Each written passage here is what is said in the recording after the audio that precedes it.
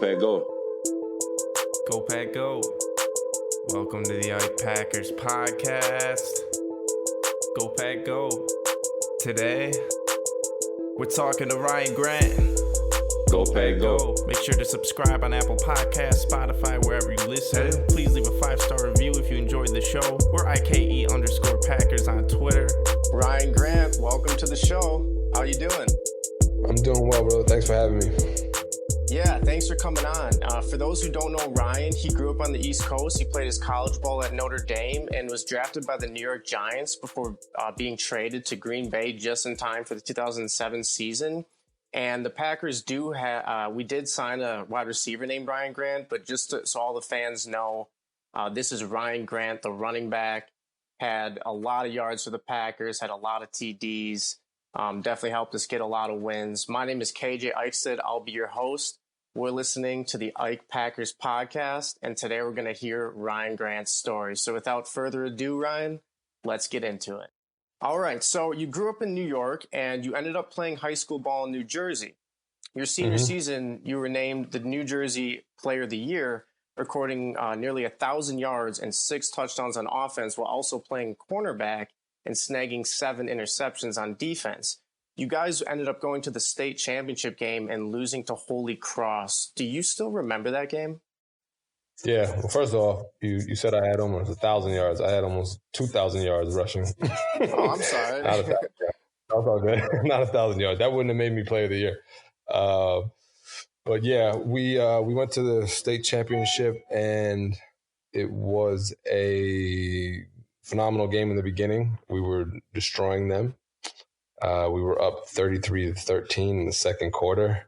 I had 3 touchdowns, blah, blah, blah, over 100 yards, and I got hurt a couple minutes into the second quarter. And I basically, actually the injury that I had was the same type of injury that I had with the Packers, which put me on IR. But I had a really bad high ankle sprain. And like a good team, the Holy Cross squad kept fighting, and they ended up winning 42-41. Like on a last second, they kicked like a 50-yard field goal to win the game. So they say losing is one of the best ways to learn. I guess, like, were there any lessons or epiphanies that championship loss helped you learn? In that specific game, well, yeah, I think I always took over that, you got to play the entire game, and you never can't quit. Literally, there's a reason why there's 4 quarters, and the game's never over until it literally ends. So I think it was a good lesson for many people watching. I already knew that, you got to play. I understood that you have to play all 4 quarters and finish the game no matter what the score is. It allowed me to, just keep perspective on things, because it was the ending to my high school career, and it was disappointing in that moment just because we were the number 1 team in the state and we had dominated across the board the entire year, to still dominate in that game and then to end up with a loss because of a lot of injuries. And, it was frustrating, but I think it all keeps everything in perspective, and, it all works out the way it's supposed to. I wasn't meant to have a state championship, so it's all good. That's a good way of looking at it. I know there's tons of talent out on the East Coast. The Badgers recruit pretty heavily in New Jersey in that area, so I imagine you're going up against some talented players. Can you tell us about your mindset in playing both sides of the ball? Did you always plan to play running back at the college and pro level, or were you considering playing defense? And how did you make that decision, and what was your thought process? I actually didn't plan on playing defense in college. In high school, for the most part, the generation that I played, the best players on the team played both sides of the ball because you never wanted to come off the field. I think it's a different situation now with talent and specialized positions. You see a lot of guys only playing one position, but when I came up, if you were the best player on the team, you automatically played both sides of the ball because you could benefit on both sides. We never wanted to get off the field. So I rarely came off the field. But no, when it came to college and the next level, I did want to play running back, and I wanted to basically do everything I could and develop in that position. I thought that I could do some things on defense, but I enjoyed playing running back. Yeah. You also competed in track and field where you ran sprinting events such as the 100-meter dash. Parallel some of our listeners might take from that is Wisconsin running back Jonathan Taylor, who also chose to run track. He ended up having a tremendous college career, running a great 40-yard dash at the combine, ultimately receiving an opportunity in the NFL with the Colts. And he credits track for making him a better football player. So if you were to give advice to a younger football player with college and pro aspirations, would you encourage them to be a multi-sport athlete, or why not? Yes, I would. I would encourage guys to play multiple sports, especially in high school. I think that in my experience, when I played high school ball, the guys I saw that made the biggest leaps and the biggest jumps from year to year were those who played multiple sports. And the reason was because it seemed to me that the sport they played that was outside of football actually developed them in areas that football didn't necessarily do, but it helped them when they went to go play football. They learned more about their bodies, so it gave them better body awareness, maybe a different skill set that helped them that they could apply to football. So I think that many other sports help you in football. Guys that wrestled their balance, and core. Some of the best linemen I've ever had were phenomenal wrestlers. Guys that played basketball, of course, were, their ability to jump, their explosion, different worked out. Guys who ran track speed-wise, I played basketball and I ran track. So I think track is imperative in general for the sport of football, just because it benefits you across the boards, conditioning, speed, and explosion, power. So yeah, I'm a big advocate of playing multiple sports, and I know that in today's day and age, we're very much in the specialized realm especially for high school kids and high school sports. But I'm a fan of do as much. Actually, I didn't even plan on playing football, so the fact that it happened, it worked out. But I'm a fan is do as much as possible, and they'll all help and all coincide with each other. Yeah, no, I'm a big believer in that as well. I was curious to get your take, just because you got guys like LeBron James just thinking about what he might do as a tight end, or guys like Kyler Murray, tearing it up as a quarterback who's super fast, but also being drafted to play baseball. I liked how you said, things translate. So Absolutely. Let's talk about the recruitment process a little bit. You ended up choosing Notre Dame, one of the most prestigious college football programs in the world. Were there other schools in the mix as well? Or did you always kind of know you were going to go to Notre Dame? And what was the deciding factor in choosing to play for the Irish? No, actually, I didn't plan on or want to go to Notre Dame at all originally. I was a soft commitment to Michigan. I grew up a diehard Michigan fan. Yep. And I believed I was going to go there. Thought I was going to go. Planned on going there. I had scholarships from everyone, and when they did offer me, I told them that I would soft commit, but I couldn't verbally commit just yet from a public stance, because I said I wanted my parents, out of respect to my parents, I wanted my parents to see the school first. So I wanted to take my visit first. I said, I want to come here. I've been there before because I went to camp there. And I knew it was a really good school. And I said, out of respect for, my parents, I wanted them to see the university first before I actually committed. And they understood that. So the way my season worked, I couldn't take my official visit until later on in the season, just because we played a lot of Friday night games. And so I wanted a full weekend. So I wanted to be able to basically get the full weekend there. And we played a lot of Friday night and Saturday night games. So it was losing. I didn't want to lose a weekend. I didn't want to only get one day there. So they kept me abreast, and we were communicating every week. And the coach would call me and say, "Hey, scholarships are getting tight, and we're running low, but we're still with you, And I guess when the day, I remember my mom was supposed to book all the flights and everything like that. I called and I was like, "Hey, did you handle everything?" I was in school, and she was like, "Yeah, we'll talk about when you get home." I was like, "Okay, cool." And then when I got home, my father was there at the time at the house, and he usually wasn't at the house. So I was like, hey, what's going on? Why are you there? And then when I got there, she was like, oh, we need to talk. So I just said, hey, what's up? You book everything with Michigan? She was like, yeah. I called them to make sure everything was good with the flights. And they said, well, we can bring you out here, but we don't have a scholarship for Ryan anymore. Dang. And so that was devastating for my mother and my father because, not necessarily understanding the process. They knew how much I wanted to go to Michigan. And, they had been honest. They had 3 scholarships left based upon commitments. And they were holding out for 3 defensive linemen. And they were telling me the truth. They weren't lying about anything. This is actually what happened in that year. And they were trying to figure out certain things. And at that point in time, I just told my mom, like, oh, okay. I said, I understand this is the business aspect of what goes on. And like, it's cool. I'll just go to a school that plays them and I'll just destroy them. That was my mentality from then on out.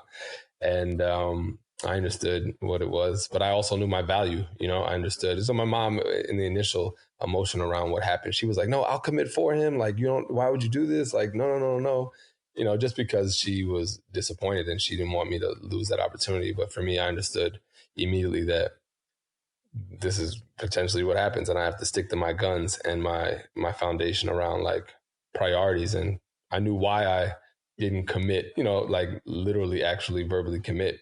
I wanted to prioritize and I valued my parents' perspective. So but I also knew my worth as a player. I could have went anywhere in the nation. So it was one of those things that I was like, all right, I'll just start the process again. So a lot of teams, because through the grapevine, teams had kind of known that I didn't plan on taking any official visits except to Michigan.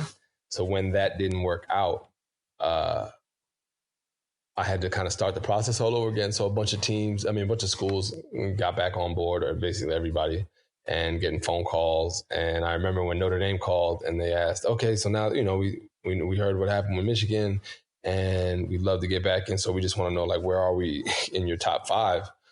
And I was like, oh, you're not in my top 5. And they were like, well, what do you mean? And I was like, yeah, you're not in my top 5. They're probably not used to hearing that. Can we at least come and see you? And I said, yeah, you can come by the house and talk with me and my family.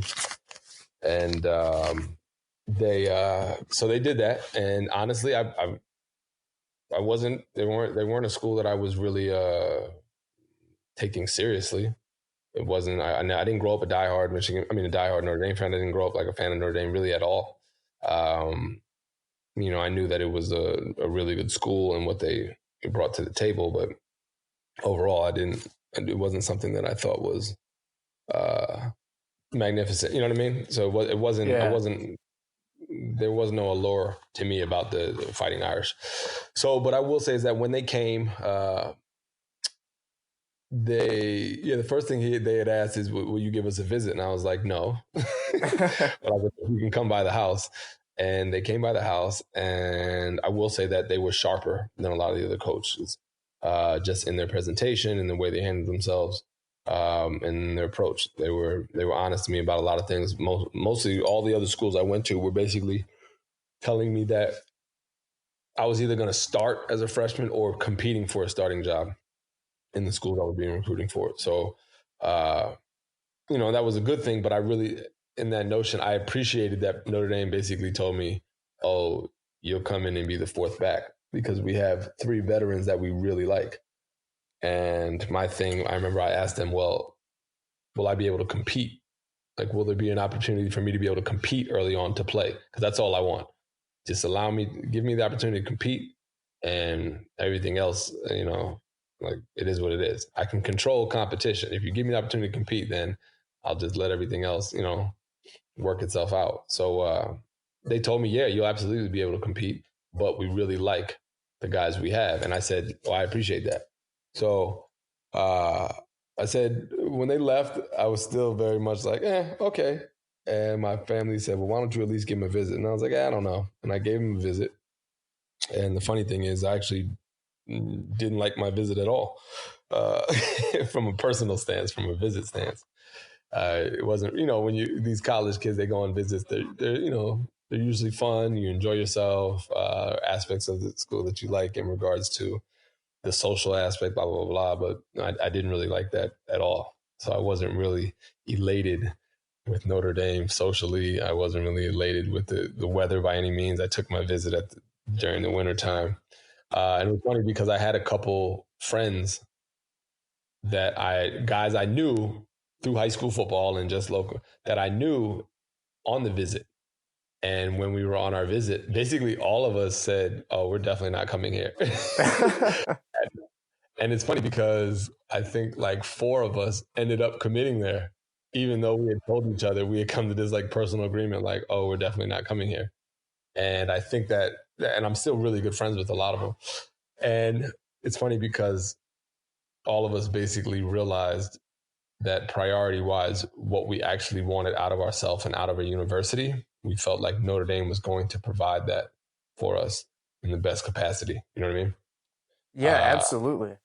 So we ended up committing. I remember watching guys like commit, and I'm like, yo, I thought we talked about we weren't going to. And then I was one of the last to commit. And so, because I committed the day before signing day, I believe, something like that. Yeah. Wow. But yeah, so I think that it was one of those things that I had to just really be honest about myself. I asked my family to really, everyone in my family, I asked them to kind of make a list and then pick their choice.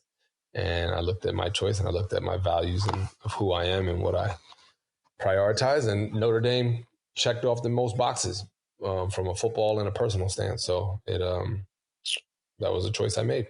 Nice. Yeah, no, I think a little bit of a way I can relate to that is my entire life I grew up in Wisconsin, was a big Badger football fan, would go to the games, gave Ron Dane a high five when I was a super young boy. But my whole life I thought I was going to go to Madison. I had a lot of my family members went there, and I worked hard to get some extracurriculars, get some grades, and I ended up getting denied where I didn't even like consider that. It was kind of like that was like the plan for so long. Exactly. And I ended up going Yeah. to I ended up going to UW Milwaukee, and I didn't really even consider it, kind of like you were talking about Notre Dame. And I didn't really have the greatest visit, and I was a little skeptical, but it's just one of those things where life always has a funny way of working out, and ended up being just a tremendous experience and just overall like a positive thing. So that was really cool to hear. Absolutely. Something you touched upon in terms of like the boxes Notre Dame checks. Milwaukee Bucks athlete Pat Connaughton talks about the 4 for 40 aspect of Notre Dame, where they say attending the university for 4 years results in 40 plus years of invaluable connections. Mm-hmm. We'll touch on this a little later in the show, but real quick, now that you're in your personal life beyond football, are you still actively working with some fellow Notre Dame alumni, friends, connections, that kind of thing? Absolutely.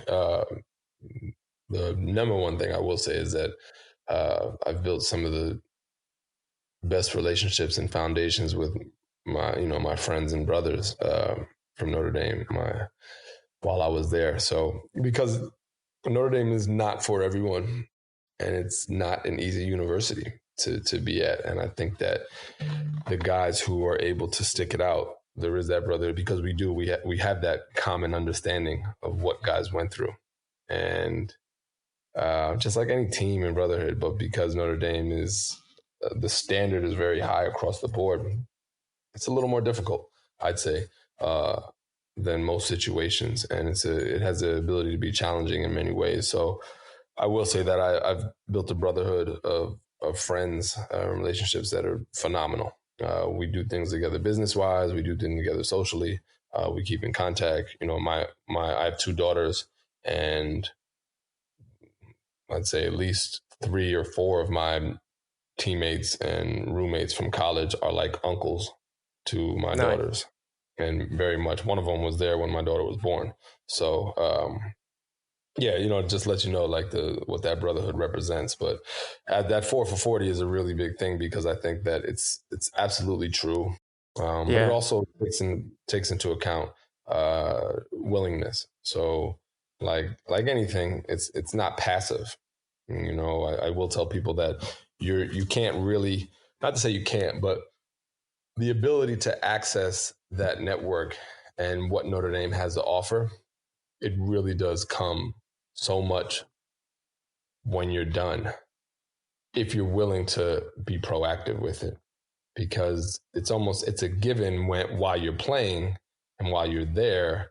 It's just that to some degree, many people take it for granted because we have so much going on and we're not present to the ability, we're not present to the time and the notion of activating it, because we're doing what we need to do and we have all the resources just handed at us. So I think when guys are done playing ball in whatever capacity, whether it's the pros or college, that's when it has the capacity to really, really activate. And, with that comes along with, you have to be proactive around activating it and making it work. So it's, it is something that's very true, though, I will say. Yeah, no, I think that's great advice for any young athlete out there. Focus on the game as well, but don't discount the relationships on and off the field. So you spoke about in the recruitment process just an interest in competing. You have this confidence in yourself where you were going to go to a high level program and you just wanted to compete. You didn't want to be handed anything. You were okay with that. And you racked up over 2,000 yards and over 18 TDs at Notre Dame, and you were voted a team captain your senior season, but you did experience some adversity. In 2003, you were coming off a strong sophomore year, and you ended up losing the starting job to Julius Jones. Can you just talk for a bit about that sort of adversity and what you learned from it? Yeah, that was actually a really great situation because it put a lot of things in perspective for me. I had a good sophomore year, which was me starting my sophomore year was probably it was indirectly and directly a result of Julius had been suspended for that year. So he left school and he came back for my junior year, and we basically split time. They were going to give me the starting position, but we split time in general.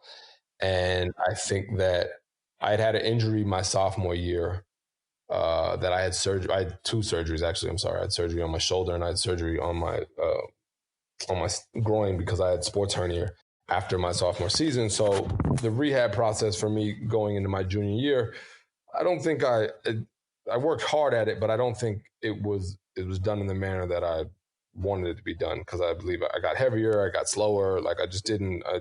The focus wasn't on the skill set that made me the best player. And Julius had an off season to be able to work as hard as possible, and with his brother Thomas down in Arizona. Mm-hmm. So he came back super ready, and I believe that came back super ready. And the fact of the matter is, he just performed better than me.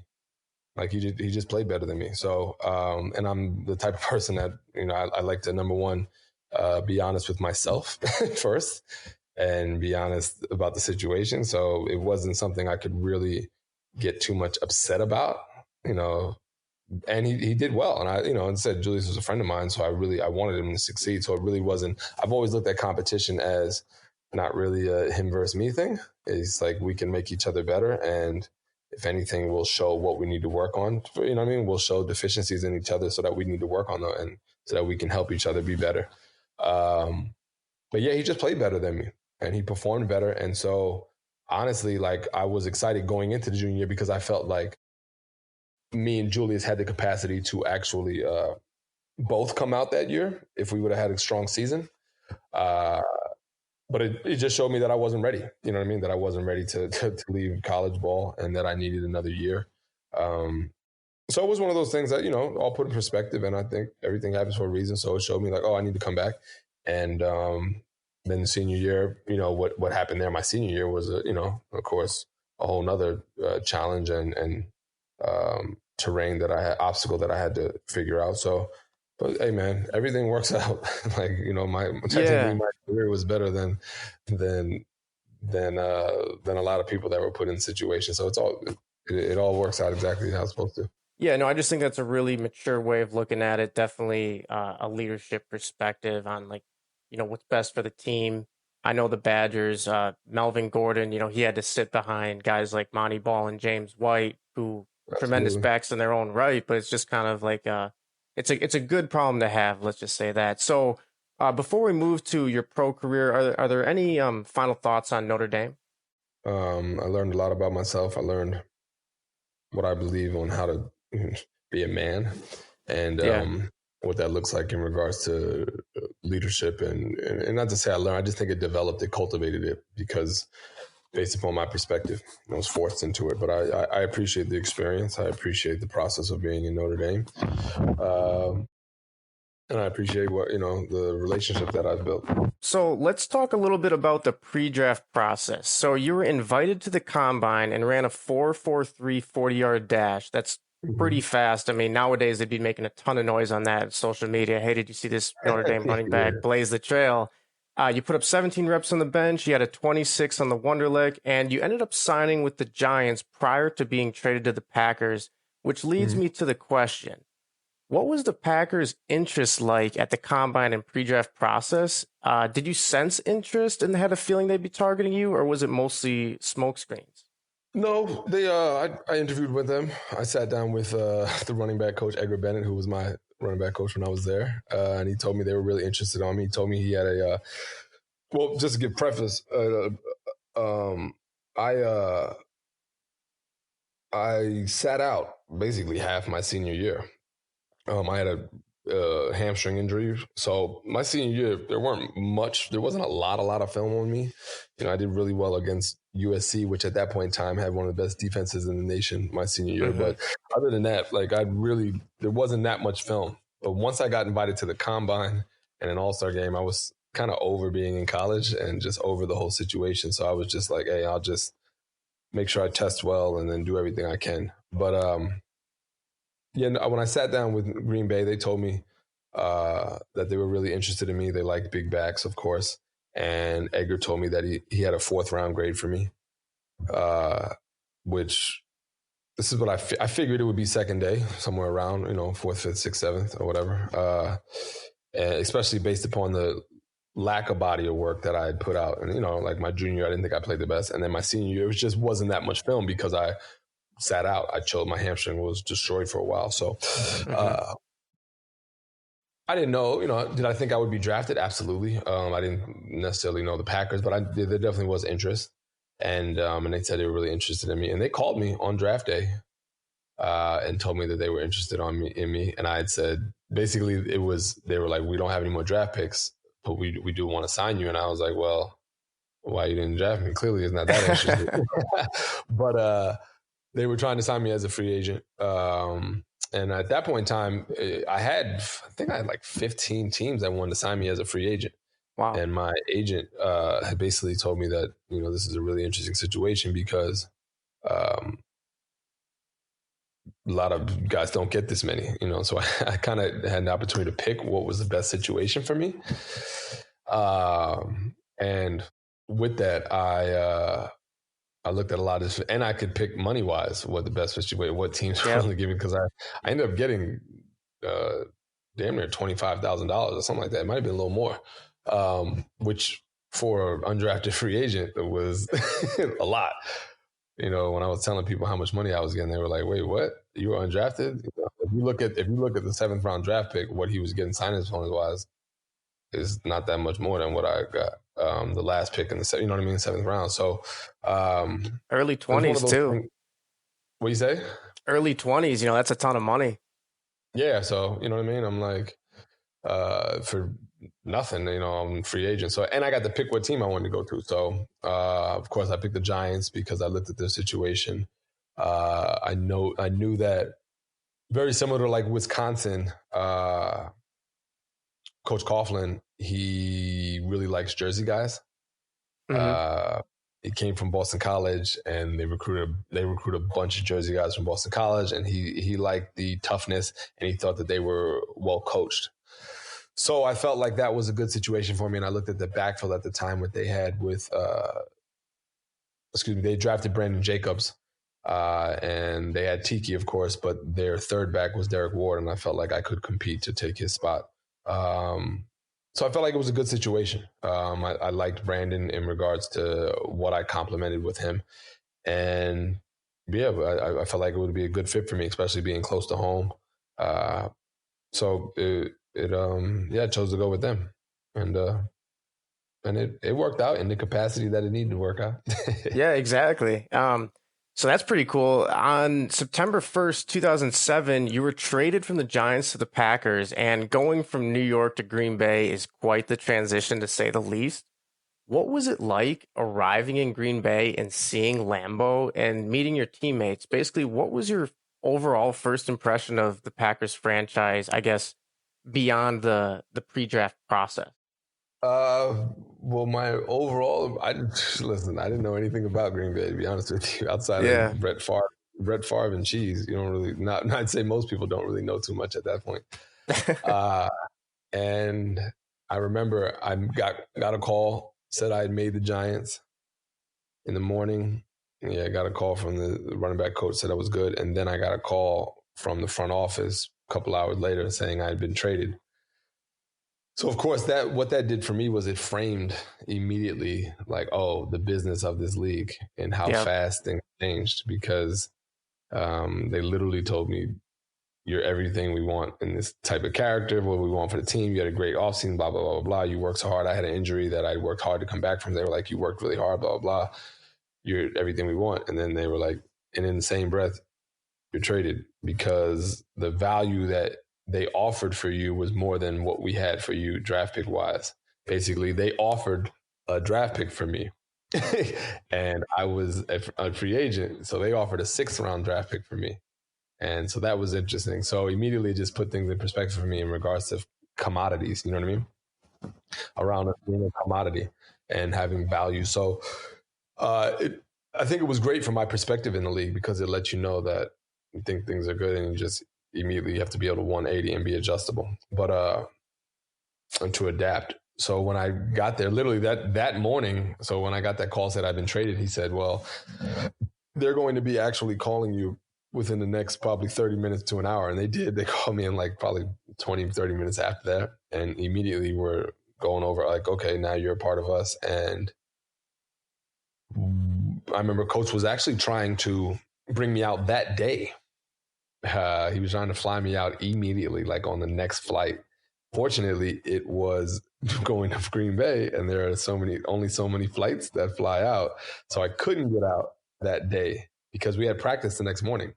So he said, well, I'm going to fly you out on a 6 a.m. flight. And they were trying to say, well, we're either going to fly you into Green Bay or fly you into Milwaukee and then have you drive, like have you put in a car, and we're going to put the playbook in the car so that you can study up on the playbook while you get there, because we have practice. By the time I get there, I have to go to practice. So I did. I took a 6 a.m. flight, and I think I got to Green Bay at like 9 or something like that.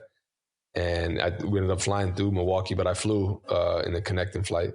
And I got to Green Bay. They picked me up. My coach said hello to me. I went in, met with the doctors, went right to the team doctor to have my physical done. They passed me on my physical. And from there, I went to the equipment manager, ran right upstairs to meet my coach McCarthy real quick, shook his hand real quick, and then went downstairs to practice. It's a very fast time.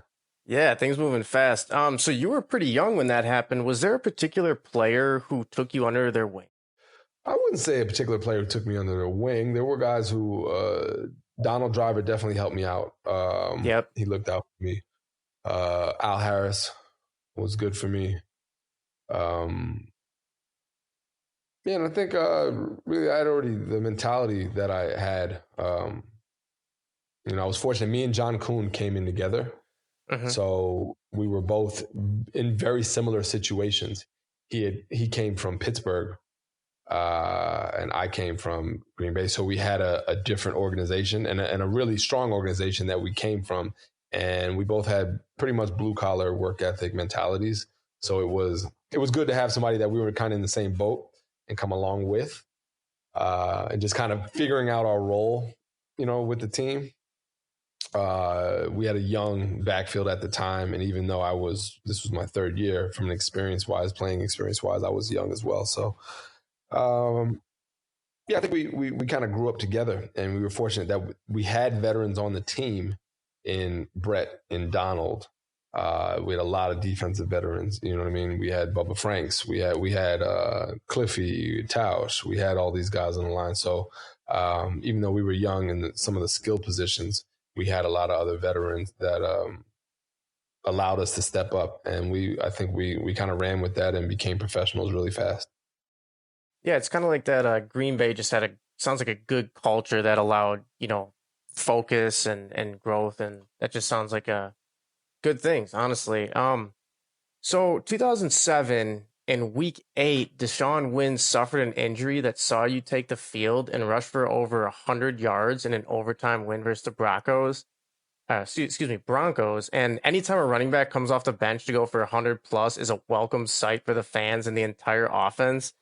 Did you feel like that was the moment you arrived? I guess so. I had done some things. Every week they told me that we're gonna do a little bit more package wise for me. So I don't even believe I didn't play the first game. The second game was against the Giants, I believe, back east, and I had a really nice screen against them. So every week they just kept telling me, we're gonna put you in a little more. We're gonna make a little package for you here. And then that game against the Broncos, they said, you're gonna do all of third down. So I was gonna be a third down back, third down responsibilities, and that's a significant package, if you're doing every third down. So I was ready for that. And then when Deshaun went down, they basically said, you're up. And I think from that point on, I didn't give up the starting job. And it just took me back to something that when I was with the Giants, that Tiki Barber told me, and he saw how hard I was working. He saw that I was really performing really well in practice and the things I was doing and working hard to improve. And he said, you know what, RG, I know you're a little frustrated and I know you're busting your butt. And he was like, just stay on it, stay true. He's like, listen, your opportunity is going to come. He said, I promise you. He said, the biggest thing is to make sure that when your opportunity does come, you can take advantage of it based upon the preparation. You're ready to take advantage of it because opportunities come and go all the time for people. Most of the time, they're either not aware or unprepared to take advantage of it. So the biggest thing for me was making sure that whenever I was given that opportunity, I would be ready for it. So, and I think I did that. Yeah, no, that's something we live by here at Ike. Just any opportunity that can help us grow, help someone else grow. Definitely want to take advantage of it. And kind of like you were saying, you went on to record 929 yards in the Packers' remaining 10 games that season, second in the NFL only to the legendary LaDainian Tomlinson. Can you talk about what that stretch, just going from a backup to one of the most impactful backs in the NFL, did for your overall confidence? Did it do anything that season? Well, yes, absolutely. Of course, it definitely, it validified a lot of the things that that I already knew about myself. What it did was it just actually put it on paper and put it on video. You know what I mean? It's like you actualize the potential that you have. And, when people say, like, I know I'm great, I think it's a wonderful thing. But now you have to show and prove that, actually put it into action. So for me, I knew I could compete and play at a high level. I recognized that really early on in my career with the Giants. And I think that body of work I was able to do my first year there solidified some things and definitely made my confidence, just increased my confidence and reinforced my perspective and along with my teammates and stuff like that. So it's always a good thing to do well as long as you keep things in perspective and understand that you have to constantly continue to work and improve and always keep up to date. It wasn't a one-time thing like, oh, now I'm there. I hadn't arrived. I definitely hadn't arrived. It was a solidification around what I'm possible of. Yeah, real quick add on. Did you like growing up, did you watch, like, were there any running backs you especially idolized? Like, I know LT was a fantasy monster for all the casual fans out there, but like, were there some running backs you always look up to and then found yourself like, honestly competing at the same level or a higher level with? I really liked growing up. I really liked Tyrone Wheatley, Tim Bianca Batuka from Michigan, Eddie George, of course. In the pros, I liked Barry Sanders, Emmitt Smith, Eric Dickerson, Napoleon Kaufman. I really liked. Walter Payton, of course. I watched film on so many backs. I really, and I'm friends with Fred, but Fred Taylor was a monster. So watching him was a beast. Amon Green was a beast. Lawrence Phillips was a monster. All these guys, you know what I mean? I was a film studier, so I studied film on running backs and on different aspects. So, these guys were phenomenal. Yeah, real quick, how are you feeling about the Packers backfield right now? We have Aaron Jones, you have AJ Dillon, you have Jamal Williams, kind of like a triple-headed beast there. Just wondering if you got any quick thoughts before we move on to the next question. I think they're great. I love Aaron. I think Aaron's a monster, and I think the more that he continues to just get more and more comfortable and develop himself, he's just going to continue to dominate. I love the compliments that they have in Jamal and the AJ, the new guy. So I'm looking forward to them. I think they have a really good thing. I actually like how the young guys are now take off a little pressure from Aaron. And now Aaron can just be great and be Aaron, you know? So I like that. He doesn't have to always be the guy, because he can just be the guy and just really display. There's not that pressure. So I'm looking forward to it, man. I think they got a really good thing going. We'll see how it goes in regards to, how they find. The biggest thing is them basically finding ways to get them all the ball and put them in opportunities to succeed. Personally really excited just to hopefully pound the ball more and open up the play action for Rodgers. We all know what he can do with that. Do you ever, reach out to those guys, like maybe when they have a big game or get drafted or a big win or something like that? Or is it just kind of like... I talk to Aaron every so often. I talk to Aaron Jones every so often on Twitter, but I talk to Aaron Rodgers pretty frequently, and just letting him know that, supporting wise and everything like that. He's a friend of mine. So nice. Yeah. There's definitely support, and I usually go out there at least once every 2 years. I was supposed to be one of the alumni this year again, but everything's changing with COVID. So I don't know if I'll be out there this year. I doubt it. But Aaron knows that I'm giving him the utmost support. And I look forward to what he's done, and what he's doing with those guys. Yep, we still have some great chapters to be written. So I don't want to take too long. I know you only have a limited amount of time, but this one question I really just want to ask. We talked to former Wisconsin Badger and also current Las Vegas Raiders DB Nick Nelson, and we asked him about his welcome to the NFL moment. He thought about it, and he answered with, he had to line up across from Tyreek Hill and had to experience his speed. So going back to your story, is there a moment you remember that comes to your mind as your welcome to the NFL moment? Welcome to the NFL moment. Well, yeah, when I got traded, that was a welcome to the NFL moment. Immediately it was like, oh shit, this is my language. Yeah. Like, oh, wow, okay, this can go really fast. But I think, fun thing, just a quick little story that when I got to Green Bay, it was a little welcome to the NFL, is that the first conversation they had with me was not around running the ball. It was around protecting Brett Favre. And Edgar Bennett said, listen, the number one priority for you is don't get Brett touched in practice. He said the fastest way to get yourself sent home is to get him hit in practice. And as a running back core, our number one priority is to protect the quarterback. It's important. Then it's to protect the ball. Then it's to run the ball.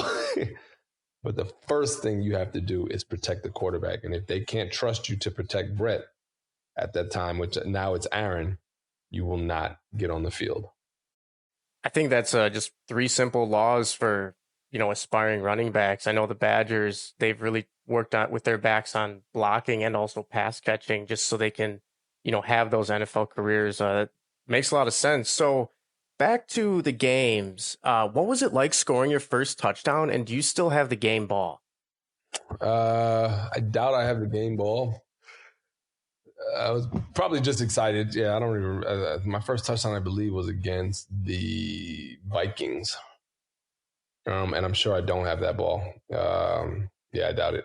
I can ask Red, but I doubt I have it. I have a bunch of balls, though. It was exciting. We were winning games. We were doing well, and, just kind of stuck in the moment and really just trying to stay present and keep everything relative. But it felt good. Packer fans are something special, and there's nothing like them. So that environment is is a beautiful space. And, guys, to be a part of that organization and guys that can experience that it's something great. Yeah, amen. So later that year, you had an insane playoff game against the Seahawks. Talk about highs and lows, fumbling twice in the first 4 minutes and then going on to rush for over 200 plus yards and 3 touchdowns, which are both Packers postseason records. Was there a teammate or coach who said something that lit a fire underneath you and caused you to go off like that? Or was it kind of something internal? No, it was really around the fact that I had endless support, and the support that I had before the game never wavered. I never felt like my teammates were giving up on me or the coaches. It just created a sense of urgency of like, all right, we need to move forward. Fortunately, it happened so early in the game that we weren't really time-wise. We still had time on our side. You know how momentum is such a big thing, but we knew we had time on our side. And there was a really high level of confidence for us in regards to the Seahawks at that time running the ball. And we knew we could run the ball. And even when I fumbled, one of the carries that I fumbled on, I had a really good run. So it wasn't a matter of us not being able to gain yards. It was just around ball security.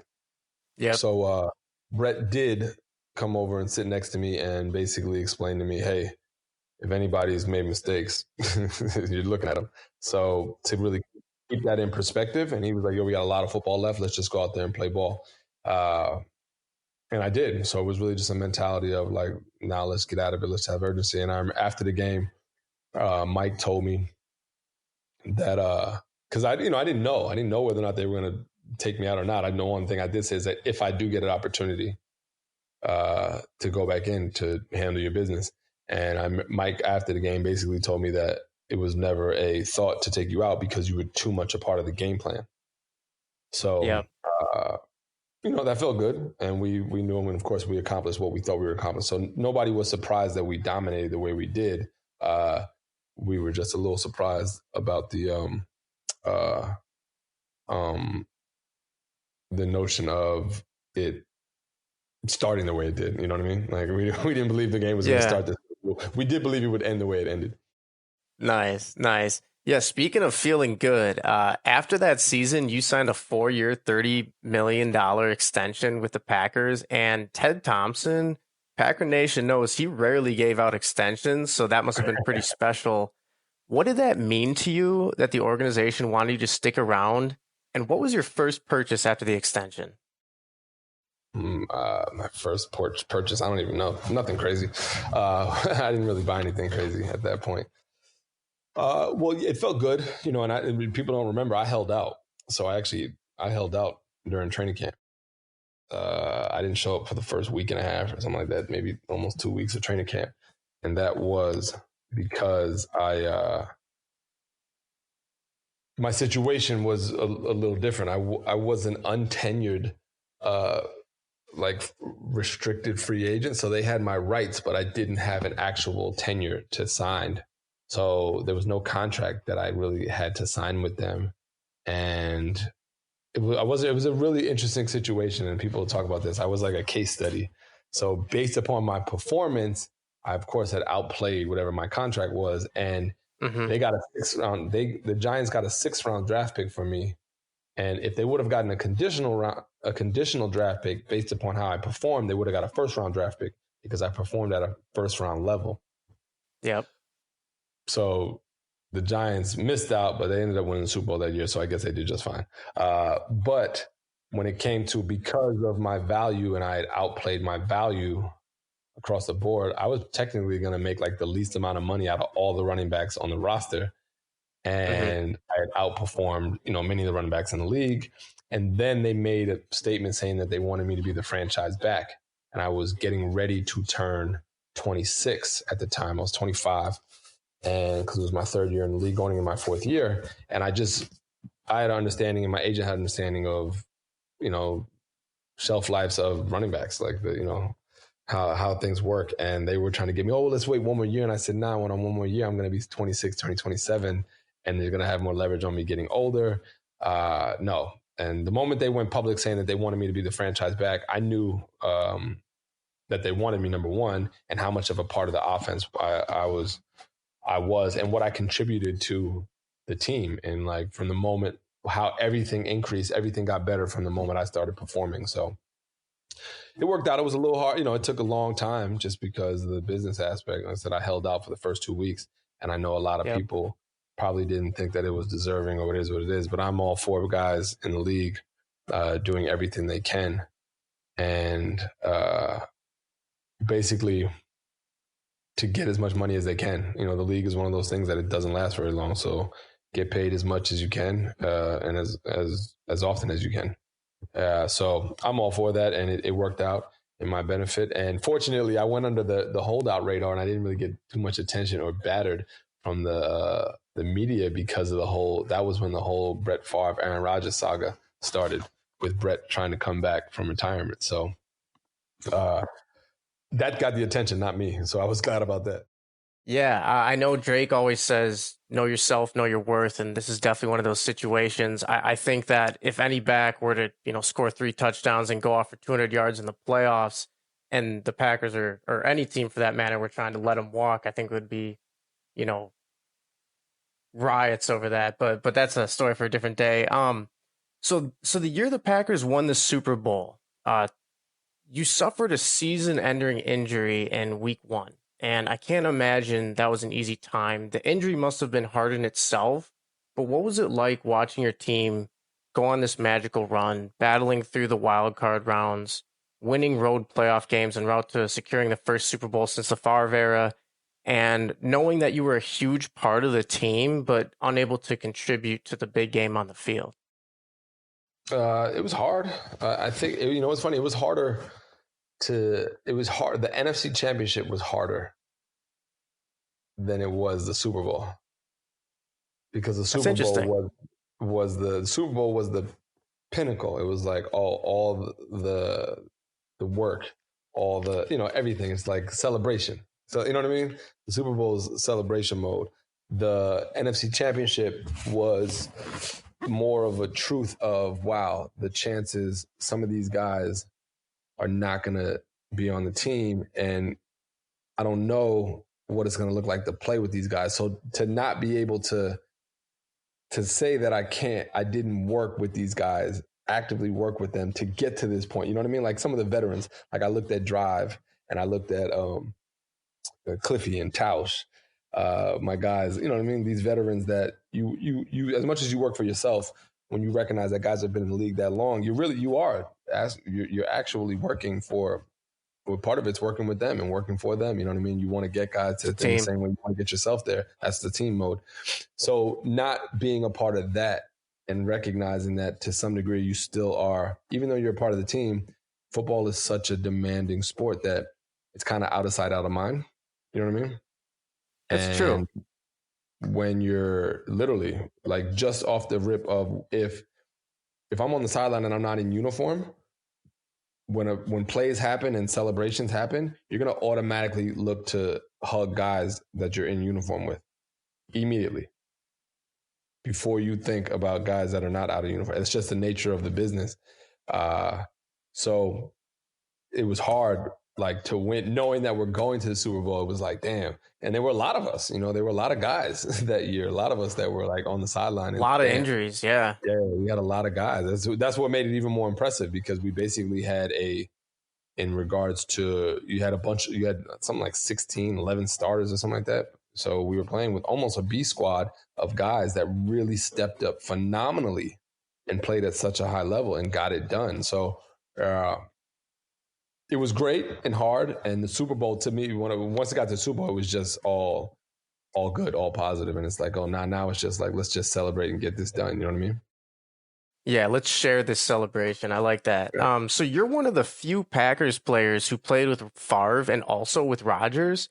We love both 4 and 12, and we recognize that the two Hall of Fame quarterbacks have their similarities and also their differences. So could you quick describe your memories playing with each of them and then what makes each of them unique? Well, I think first off, there's many similarities with them. They're both phenomenal competitors, clearly leaders across the board and just, super talents. It is what you can look at both of them. The I think Brett was a little bit more loose with the nature. And I said I caught them in two different modes. I caught Brett at the end of his career and Yep. then Aaron in the beginning, and then watched Aaron develop through the middle of it. So Brett was very loose, playful at that point in time in his career with me. And he said he was very comfortable with me. He didn't have to be. He looked out for me at that point in time. I could have just been a passing ship, but he was, once my role changed and I stepped up as the starter, he was the type of person. He communicated with me. We were on the same page. There was a lot of things that he helped me with. So there was that. And then when he retired, me and Aaron recognized that we needed to help each other because we were both coming, we were still young. And so we were going to be in it together. And the intangible, Aaron's one of the hardest workers I know. And his chip on his shoulder is really what makes him part of what makes him so phenomenal, and his ability to continue to grow. And he's such a smart person and individual that it applies onto the field in regards to just working on his game. If you ask him some of the things he did to work on his game and improve as a player, they're not necessarily conventional in regards to like what coaches and what you would hear these quarterback coaches. He realized that certain things just need to be applied personally. That, Were unique to him. Yep. Yeah, exactly. Just in regards to the game, like, oh, well, I know they're teaching it like this protocol wise, but realistically in the game, this is what happens. So let me practice. Let me work on this. And he just was willing to get it done. His competitive, spirit in him is just really phenomenal. And I admire that. I love that because it's in me as well. So to see that from him and to see him perform at such a high level, nobody was surprised because he used to do those things in practice when Brett was the starter. But it was just great to be able to see him actualize that throughout still to this day. Yeah, I was just going to say that it's been an absolute blessing for Packers fans to have this back-to-back, to hopefully back-to-back-to-back trio of quarterbacks. We're just enjoying every minute of it. So a general football question, Ryan. Back when I was growing up, there were several backs each year who might be considered a workhorse, put up 1,000+ yards, get all these carries. Fantasy football, your first pick would be a running back every year just because these guys would be getting all these touches. And nowadays, it seems the game is geared more towards passing. The prominent franchise running backs have become slightly less common than they used to be. And I'm just curious, do you have any theories as to why that is? Just the nature of the game, nature of the sport, the nature of media, entertainment. People want to see points. So with that, you want high scoring games. And what's the fastest way to score a touchdown? To score more touchdowns. So I just think it's the nature of a whole host of things, balanced offense. It's about getting balls in space. So it's just cycles and waves with how things develop. We'll see how it goes this year. And I think that as of right now, you still need a running back. You need balance, Absolutely. It's hard to win, 20 games or whatever it may be with the Super Bowl included without something solid, especially in playoff time. So when you look at the teams that have been able to get it done, even if they were a quote unquote predominantly passing team, they need to be able to get it done running the ball when necessary. So I don't take any of it for granted. I know that running backs are quote unquote diminished in regards to their role and just how they're seen. But it's okay. That's part of not every position. It is what it is. There are a lot of positions on the team that, definitely don't get as much respect as running back. So it's the nature of the game, nature of the sport. The sport will continue to evolve and change. So people need to do it as well. Yeah, it's almost like the NBA, how it's kind of transitioned towards a lot more 3-pointers. For what it's worth, I do miss the days when every team had a ground and pound running back. But it does make me excited about the Packers just because I think we're going to be going a little more back to that with our draft choices. So you retired. We spoke about the short shelf life. You retired at age 30, which is nice work. and have since opened up a cafe in Brooklyn called AP Coffee. How's that? Like, can you tell us about that? AP Cafe. I actually sold that, so I no longer have that. But it was good. I did it for 5.5 years, and I opened it with my brother and two other partners of mine. One who is still my partner, Hugo McLeod. And we did it in Brooklyn, and it was a phenomenal experience and phenomenal opportunity.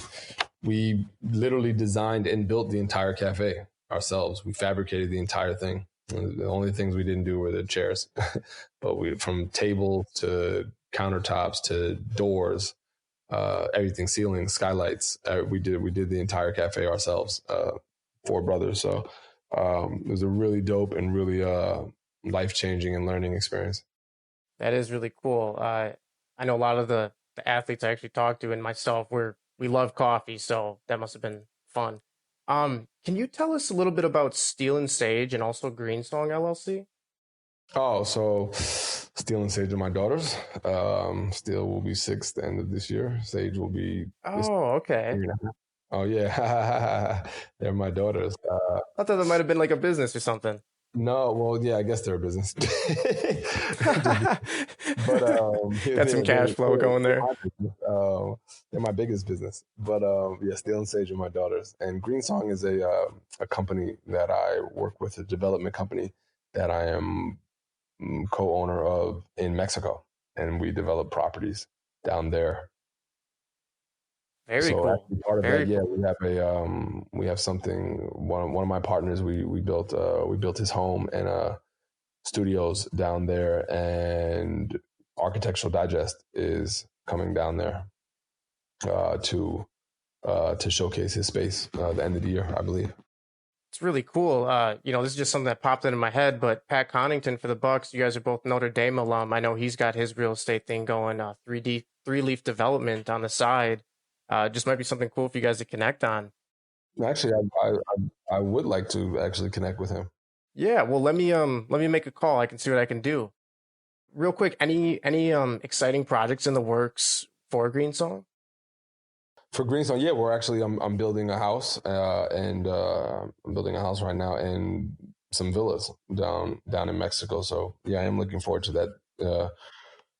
It's been a large project, especially it slowed some things down with COVID going on right now, but no, that's still going strong. And the largest thing right now that I'm doing, the biggest thing, I do developments across the board. I live in Los Angeles now, so I've worked on a few different projects, and I'm involved in a few different investments and business things. But the biggest thing right now that is taking up the most of my time is this platform that I'm building out called Profits in Process, and it's a podcast. It's a interview, so like a social interview process. It's also going to turn into like panels. And basically the premise is around the value of life and the value of this, this experience is in the process. The value is in the actual details of the experience. There's, we set goals, we set tasks that we want to achieve, and those are phenomenal and those are necessary in what we do.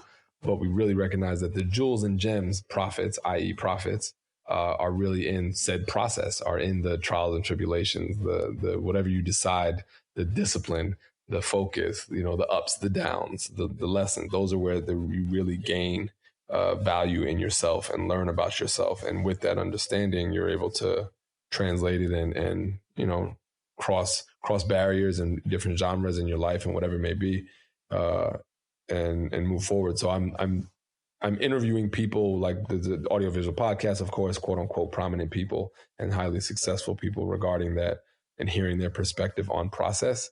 And then I'm giving an audience and a platform to those who have really interesting stories about process, whatever that may be, personal.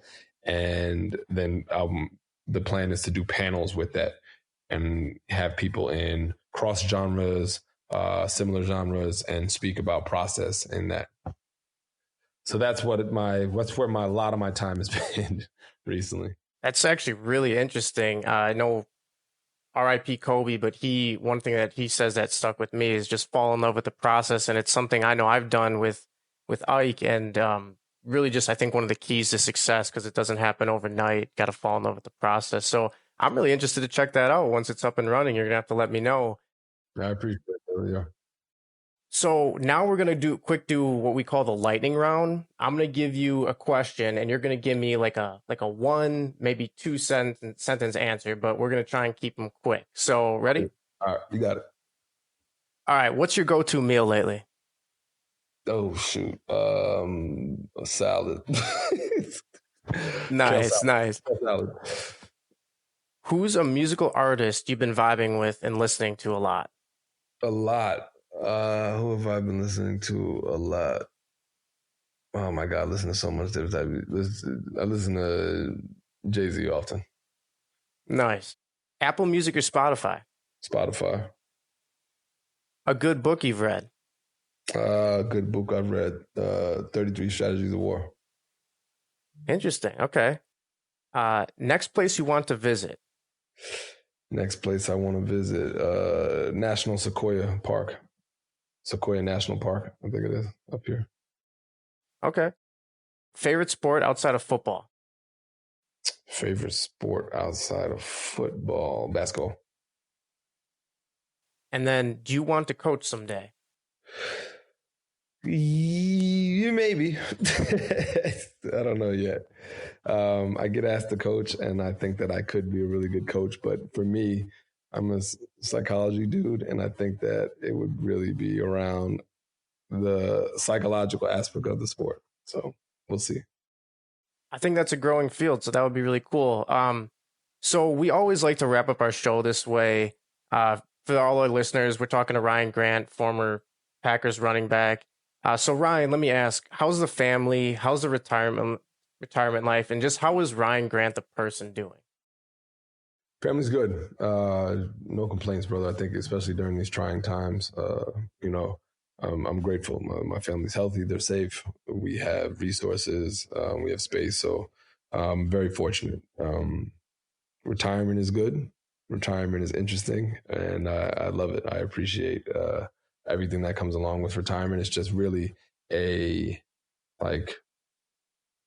just new. It's just, you know what I mean? It's really on to the next phase. It's not retired from, I just ended something and now just into something else. So we're just recreating something else. But it's good, man. I've been appreciative of this process in regards to retirement. And then overall, I'm good, man. I'm healthy. I'm safe. I'm rocking, Football does a little damage to your body. So, every so often I have some aches here and there, but I cannot complain. And that's just because that's really the mentality that I have in general. I try to make the most and out of everything, and my life has been like that. So I'm super blessed. That's amazing. That's great to hear. So that wraps things up for today. We really want to thank Ryan for coming on the show. Ryan, any final thoughts? Nah, man, I appreciate it, brother. And go Pack, go. Thank you for listening to the Ike Packers podcast. You guys are the reason we do this show, so thanks for listening again. We hope you enjoyed it, and if you did, please leave a 5-star review on Apple Podcasts, Spotify, or wherever you listen. Hit that subscribe button so you don't miss an episode. I'm Alex Eichstead, your host, and this is the Ike Packers podcast, where we talk all things green and gold. Hope you guys have a great evening. Go Pack, go.